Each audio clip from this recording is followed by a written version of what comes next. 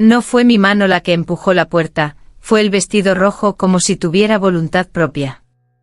La iglesia estaba fría, pero mi piel ardía debajo del satén.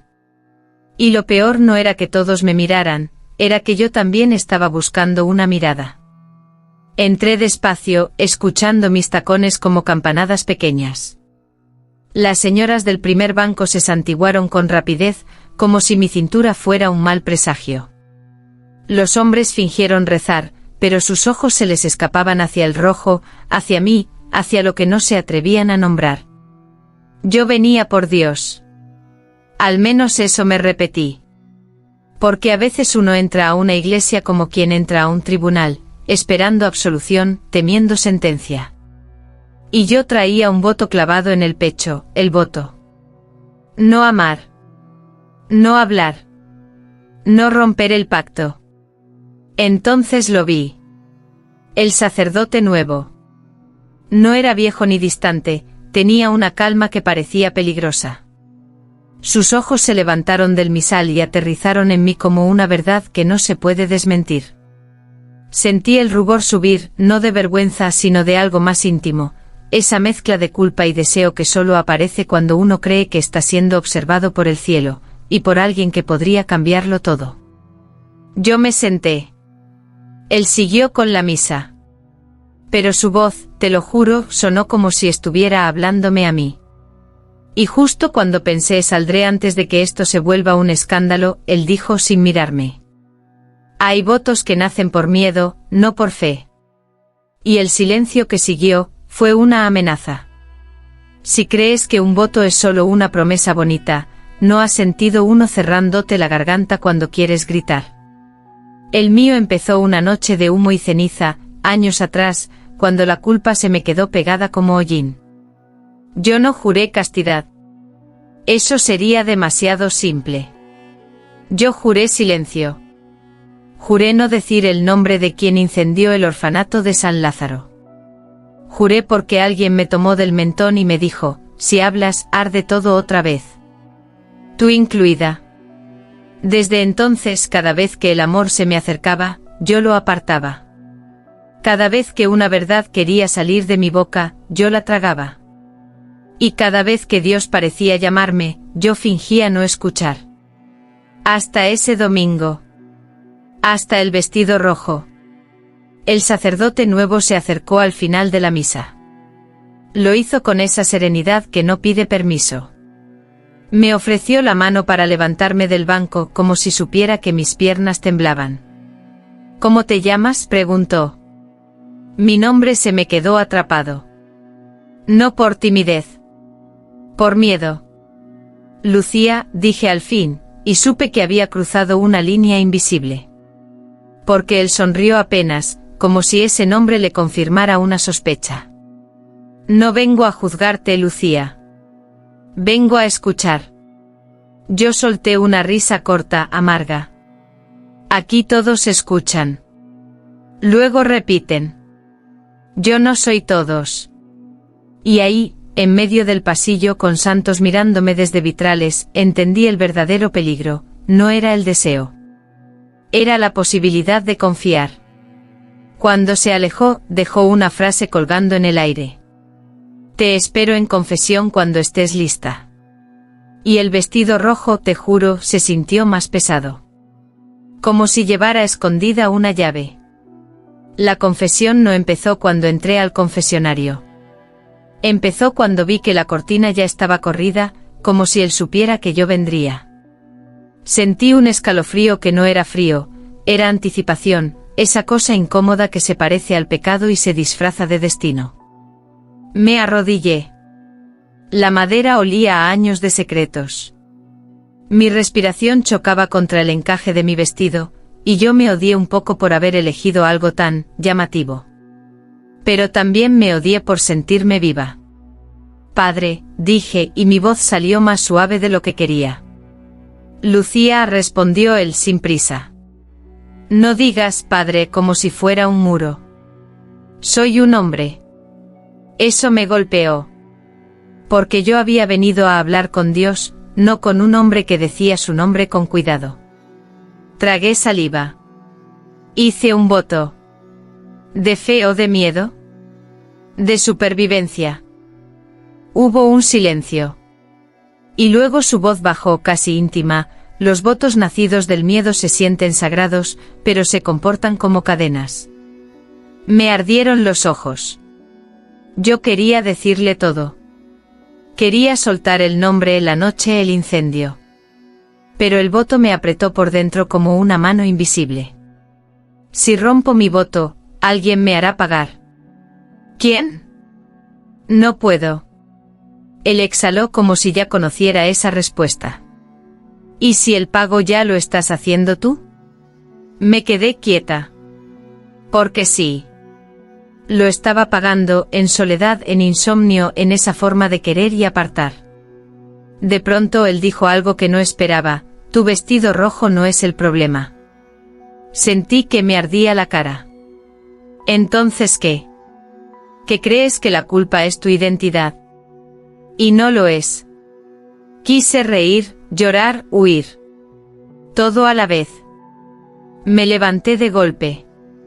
La cortina se movió.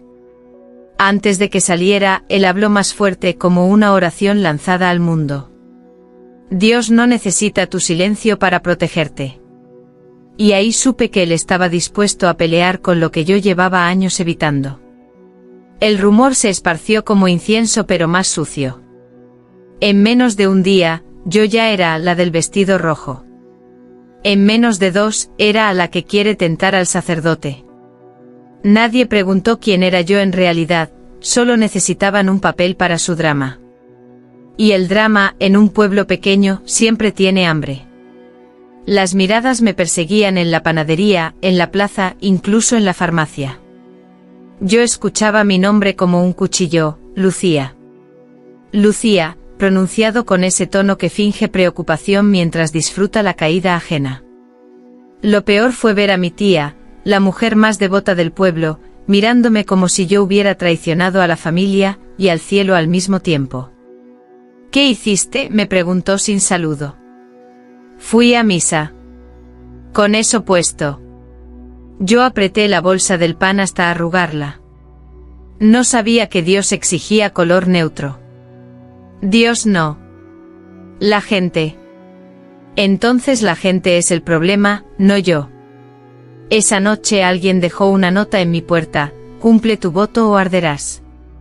No tenía firma, pero el mensaje olía a la misma amenaza antigua. Me senté en el suelo con el vestido rojo colgado como un fantasma en la silla. Me temblaban los dedos. Porque el pasado no había muerto. Solo había estado esperando. Y cuando pensé que estaba sola, escuché unos golpes firmes. Abrí. Era él. Sin sotana, sin escudo.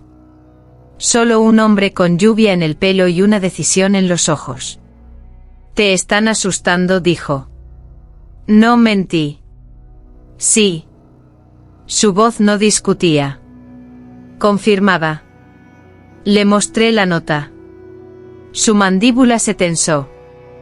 Esto no es pecado, Lucía. Esto es crimen. Si lo denuncias, me destruyen. Si no lo hacemos, te destruyen igual. Entonces me miró a la boca un segundo más de lo prudente, y yo sentí el peligro real, no el rumor, sino que yo quería creerle. Y él susurró: tu voto no les pertenece. La procesión de San Miguel siempre había sido tranquila: velas, cantos, pasos lentos. Pero esa noche la calle parecía un escenario preparado para mi caída. Y yo, como una tonta valiente, me puse el vestido rojo otra vez. No fue desafío. Fue armadura. La gente se abrió a mi paso como si el color fuera fuego. Yo caminaba con la espalda recta, el corazón golpeando fuerte, y un perfume que me recordaba que yo seguía siendo un cuerpo vivo, no solo un secreto. Él iba adelante sosteniendo la cruz. Su voz guiaba el rezo, pero su atención, yo la sentía detrás de mí. Como una mano invisible protegiéndome de la multitud. En la esquina de la plaza, vi a Mauro. El hombre que una vez me obligó a jurar silencio. Sonrió como si me estuviera viendo desnuda, aunque yo iba cubierta. Ese tipo de mirada no necesita piel, se alimenta del miedo. Me acerqué a él antes de pensarlo.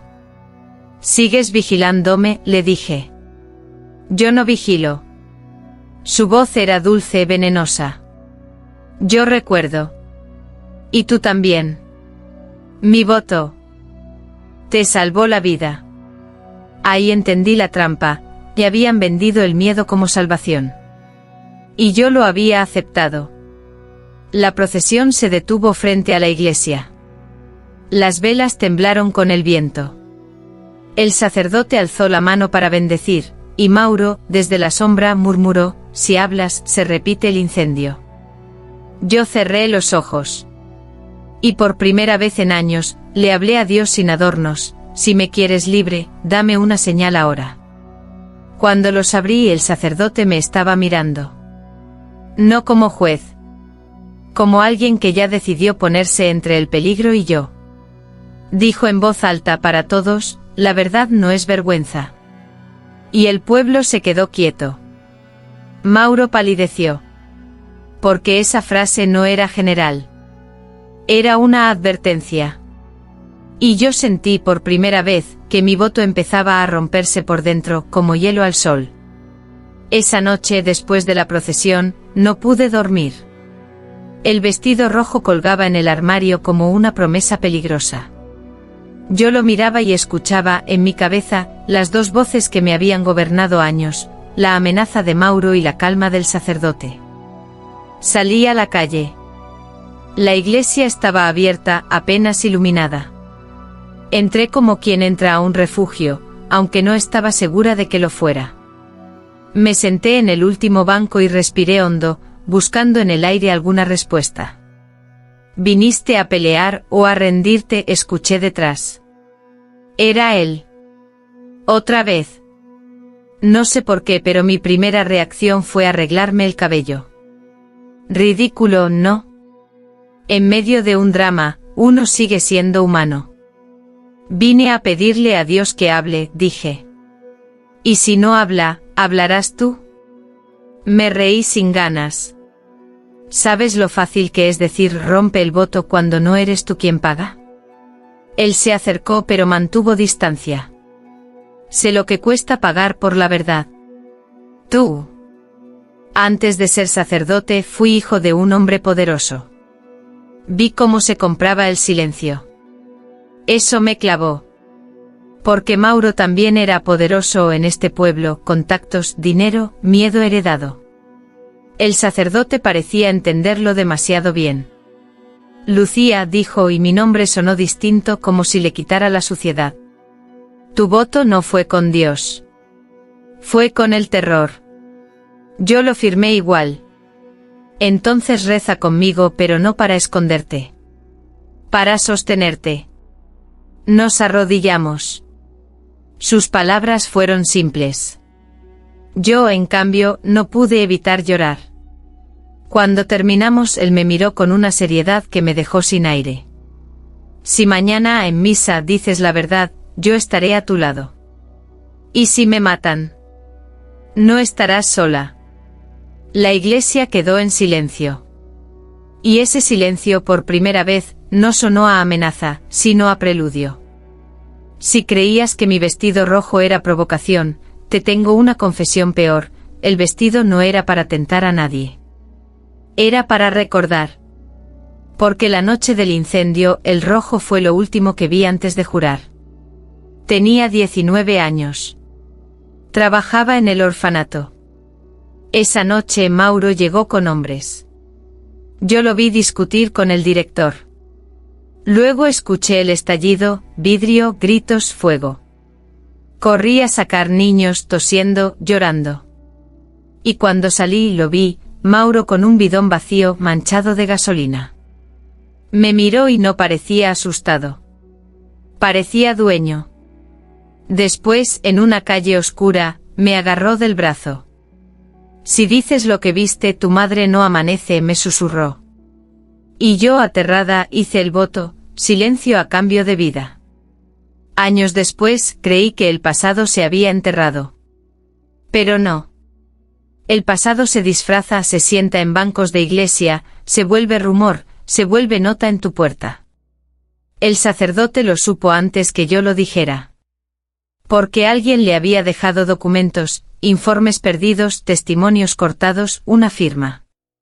Y el nombre de Mauro aparecía como una sombra repetida. Tu vestido rojo, me dijo esa mañana, es un recordatorio para ti. Pero también puede ser un faro para la verdad. ¿Cómo? Porque quien hizo el incendio temerá volver a ver el rojo en público. Y así fue. Cuando me vio entrar, Mauro se puso rígido. No por deseo. Por pánico. Porque el rojo era el testigo que no había podido quemar. Yo apreté los puños. Tenía el voto en la boca, pero también tenía algo nuevo en el pecho, decisión. Ese día, mi drama dejó de ser rumor. Se volvió amenaza real. Y también oportunidad. Nunca vi una iglesia tan llena. Nadie vino por fe, vinieron por espectáculo. Y yo lo sabía. Podía olerlo en el aire, morbo mezclado con incienso. Me senté adelante. Sí, adelante. Con el vestido rojo como una declaración que no necesitaba palabras. Mauro estaba a la derecha con su sonrisa de dueño del mundo. Mi tía estaba a la izquierda, rezando por mi alma. Y el sacerdote estaba frente a todos, con una calma que parecía filo. Comenzó el sermón. No habló de pecado. Habló de miedo. Hay silencios que se venden como virtudes, dijo. Pero hay silencios que son violencia. La gente se removió incómoda. Mauro dejó de sonreír. El sacerdote siguió, a veces una persona carga sola con la culpa que pertenece a otro. Y el pueblo aplaude esa carga, porque así no tiene que mirar su propia cobardía. Yo sentí la garganta cerrarse. Sabía lo que venía. Él no estaba improvisando. Estaba abriéndome camino. Entonces, sin mirarme, dijo, hoy alguien va a romper un voto. Un murmullo recorrió los bancos como una ola. Mauro se levantó un poco, listo para irse. Pero el sacerdote añadió más fuerte, y si alguien intenta callarla, lo hará delante de Dios y delante de todos. Ahí, mi cuerpo se movió solo. Me puse de pie. El vestido crujió como si también respirara. Fui testigo del incendio del orfanato, dije. Mi voz tembló pero no se quebró. Mauro lo hizo. La iglesia explotó en gritos. Mi tía se llevó la mano al pecho. Mauro dio un paso hacia mí, y el sacerdote bajó del altar. Se colocó entre Mauro y yo. Ni un paso más, dijo. Y en ese instante el drama dejó de ser chisme. Se volvió juicio. Lo que pasó después no fue romántico ni limpio. Fue real. Mauro intentó negar. La gente intentó decidir qué creer según su comodidad. Y yo me mantuve de pie, como si el vestido rojo me sostuviera la columna. El sacerdote pidió que llamaran a la policía. Algunos se rieron, como si la justicia fuera un mito.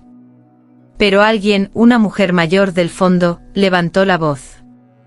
Yo también vi humo esa noche. Y vi a Mauro salir corriendo. Y como si mi verdad hubiera abierto una puerta, otras voces aparecieron. Un hombre confesó que le pagaron por mentir.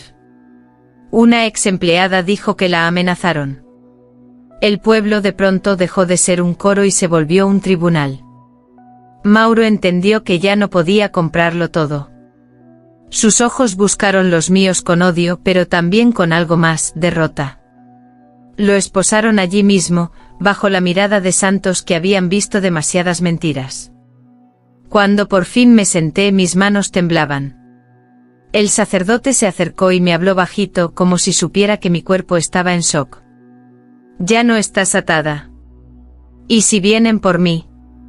Vendrán. Pero ahora tú no eres un secreto. Eres una verdad pública. Salí de la iglesia y el aire me pareció nuevo. Me quité los zapatos. Caminé descalza por la plaza, sintiendo el frío del suelo, sintiendo la vida. Esa noche colgué el vestido rojo en la ventana. No como provocación. Como señal. No para tentar a Dios. Sino para recordarme que la fe, a veces, es simplemente esto. Atreverse a hablar, aunque el mundo quiera verte callada. Te digo la verdad, después de esa misa, el pueblo no cambió de golpe. Cambió como cambian las cosas reales, lento, con resistencia, con gente que prefiere negar antes que mirarse al espejo. Hubo días en que me odiaron en voz baja. Hubo noches en que alguien golpeó mi ventana y salió corriendo. Y hubo silencios todavía. Pero ya no eran míos. Mauro quedó detenido, y el caso se reabrió. No fue milagro, fue evidencia, testigos y un sacerdote que se negó a ser cómplice. A mí me llamaron valiente, pecadora, loca. Yo solo me sentí cansada, y por primera vez libre. Volví a entrar a la iglesia una semana después. No llevaba el vestido rojo. Llevaba ropa simple como cualquier mujer que quiere pasar desapercibida. Y sin embargo, cuando el sacerdote me vio, su mirada no cambió. No era deseo ni juicio. Era respeto. Me arrodillé y no pedí perdón por existir. Pedí fuerza para sostener mi verdad cuando nadie aplaudiera. Luego salí al sol. En la plaza una niña me miró y sonrió. Y ahí entendí algo que nunca me enseñaron: Dios no siempre apaga el fuego. A veces te da voz para que no vuelvan a encenderlo. Esa noche guardé el vestido rojo en una caja. No como pecado. Como prueba de que sobreviví.